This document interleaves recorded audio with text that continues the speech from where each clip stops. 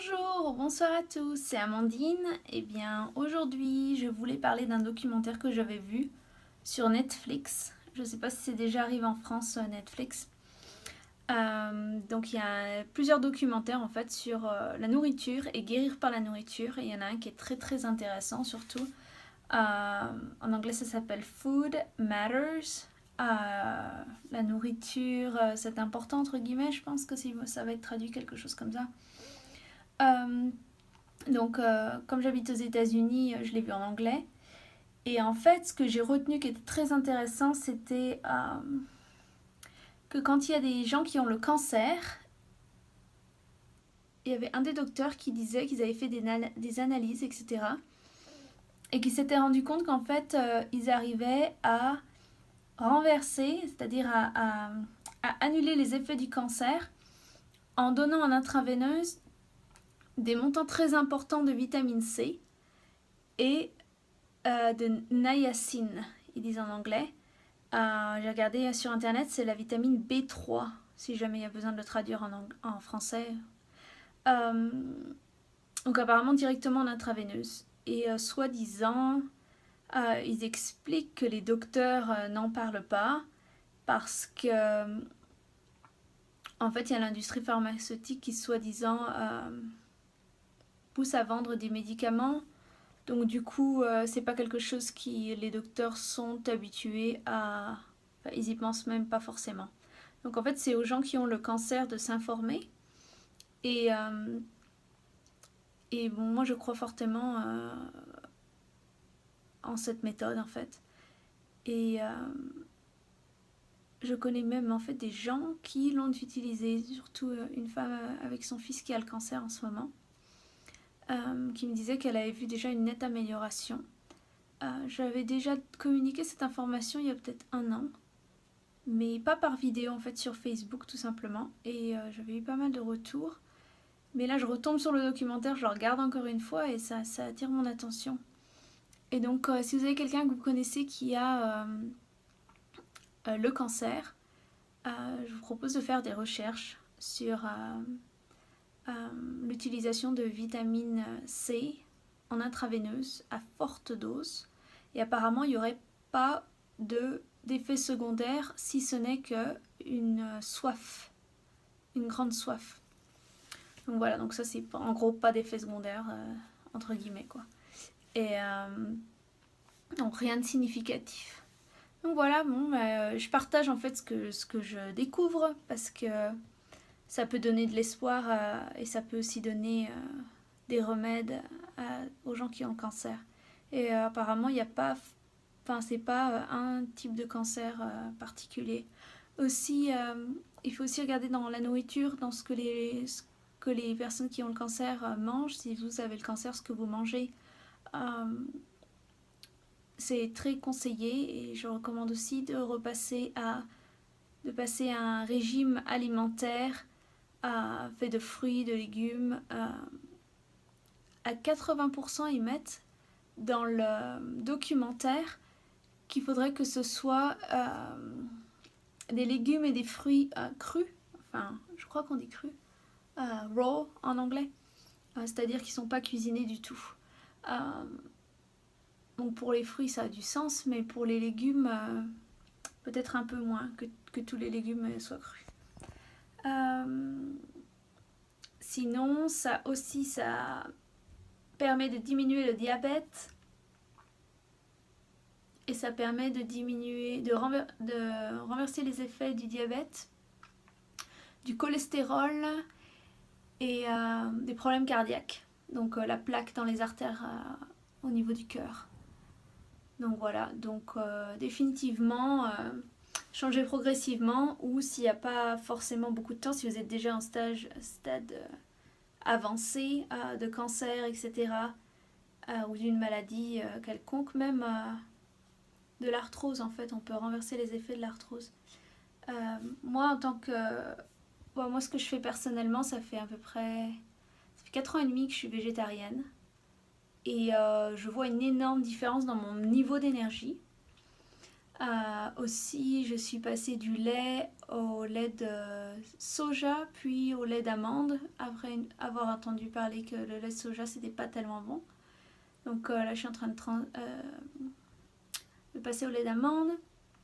Je mange très très peu d'œufs, pardon. Et quoi d'autre? Et le fromage, j'en mange pratiquement plus. J'en mange pratiquement plus. Ce que j'aurais jamais pensé, parce qu'en plus en étant française, j'adorais le fromage. Et non, En fait, je me suis rendu compte qu'à chaque fois que j'en mangeais, déjà mes sinus, tout ça, ça se bouche. Après, j'ai mal... des fois, j'ai des migraines d'un coup. Et ma peau, le lendemain, elle est toute huileuse, ou je sais pas, j'aime pas du tout. Et j'ai aussi des fois comme un chat dans la gorge. Et tout ça, c'était le fromage, en fait. C'est le fromage qui me le fait, donc... j'ai pratiquement arrêté. Pratiquement complètement arrêté. Donc ça devient un petit peu difficile des fois de manger au restaurant. Je veux pas de viande, je veux pas de poisson, je veux pas d'œufs, je veux pas de lait, je veux pas... Bref. Mais je pense qu'un jour je vais ouvrir mon propre restaurant parce que ça permet aussi de guérir les gens qu'il y a. Les gens qui ont des maladies ou non d'ailleurs. Parce que des fois, moi j'ai l'impression qu'en fait j'étais malade sans le savoir avant de manger comme ça. Parce qu'en fait je m'en rendais pas compte, pour moi c'était mon état normal. Et la seule chose que je peux vous dire c'est essayer, même si vous le faites qu'une semaine ou une journée ou 3 jours, essayez. Et aussi ce qui a beaucoup changé mon énergie, c'est de prendre des jus verts par exemple avec, je me rappelle pas comment on dit ça en français, d'ailleurs je sais même pas si... Je me rappelle pas du tout en fait, mais en anglais on dit kale, K-A-L-E, c'est une espèce de salade verte foncée, vous pouvez mettre dans les commentaires si vous voulez comment ça s'appelle. Et avec une pomme, une carotte par exemple, et de faire un jus le matin comme ça et de le boire, ça permet de perdre du poids, ça permet de digérer plus rapidement, plus facilement, accélérer le métabolisme. Oui, ça coupe la faim. Et ça donne beaucoup d'énergie, de vitamines, etc. Donc c'est à faire. Je recommande de mettre quelques glaçons avant de broyer le jus. Parce qu'en fait, ça garde les aliments froids, frais. Donc ils ne surchauffent pas avec le mixeur ou blender. Ils ne surchauffent pas. Du coup, ça permet de garder plus les qualités nutritives des aliments. Voilà, donc ça c'est ce qui est important. Après, faire de l'exercice, mais alors faire de l'exercice c'est un grand mot pour beaucoup de personnes. En fait, tout simplement, c'est s'amuser, faites ce que vous aimez faire. Je sais pas, moi j'aime bien faire du roller, j'aime bien aller courir en fait. J'aime bien faire du vélo, j'aime bien faire tellement de choses que j'ai pas l'impression de faire de l'exercice. Je fais de l'exercice tous les jours minimum une demi-heure à 1 heure. Environ, c'est ce que je fais. Ou de la muscu, ou je sais pas, ou de la piscine, je vais à la piscine, ou je fais, qu'est-ce que je fais d'autre? Enfin, je fais, ou du yoga, bien sûr. Ouais, voilà, même ne serait-ce que des étirements, ou si vraiment je peux pas faire du sport pour je sais pas quelle excuse que j'ai, ou que j'ai pas envie, que je suis ma tête, ce qu'elle me dit, je pense que ce serait pour ça que je ferais pas du sport. Je fais entre guillemets du roller ou quelque chose qui m'amuse, ou même de la danse. Je mets de la musique, je danse. Voilà. Ou s'il y a des escaliers, j'emprunte les escaliers. Et si possible, je les monte sur la pointe des pieds, à la place de mettre tout le pied à plat. Sur la pointe des pieds, sur le bout de l'escalier. Donc c'est tout ça, c'est des petits changements en fait, mais quand ça s'additionne, ça fait que du coup, j'ai du mal à reprendre du poids en fait, parce que je mange bien, je fais de l'exercice, etc. Et maintenant je suis plus intéressée à aider les gens en fait à perdre du poids peut-être, mais surtout à guérir. Et surtout par rapport au Reiki, donc à l'énergie de guérison, canaliser l'énergie de guérison et aider les gens à guérir. Voilà, c'est ce qui m'intéresse. Et donc c'est pour ça aussi que je fais cette vidéo, parce que j'ai envie de partager ce que je découvre, et puis vous en aurez plein d'autres. Donc voilà. Bon, je suis un petit peu fatiguée aujourd'hui, il est déjà tard. Mais je vous fais des gros bisous.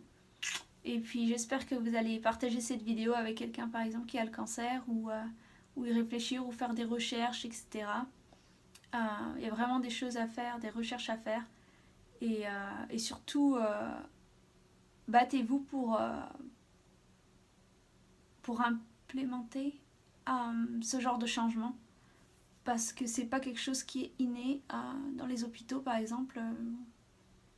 On n'entend même pas parler, en fait, parce que c'est juste que ça va pas ensemble. Ils mettent dans le documentaire que c'est comme aller dans un restaurant français et demander de la cuisine chinoise.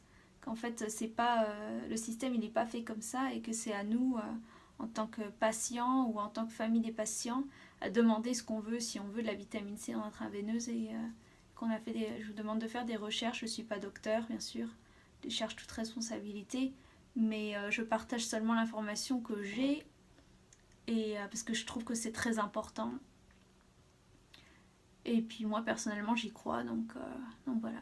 Bon, je vous fais des gros bisous, je vous aime très fort, et n'hésitez pas à m'envoyer des emails, continuez à m'envoyer des emails ou des messages sur Facebook, ou bien j'aime bien tous vos petits messages, en fait, ça me fait plaisir. Je vous aime fort. Gros bisous, à bientôt, à demain, bye bye.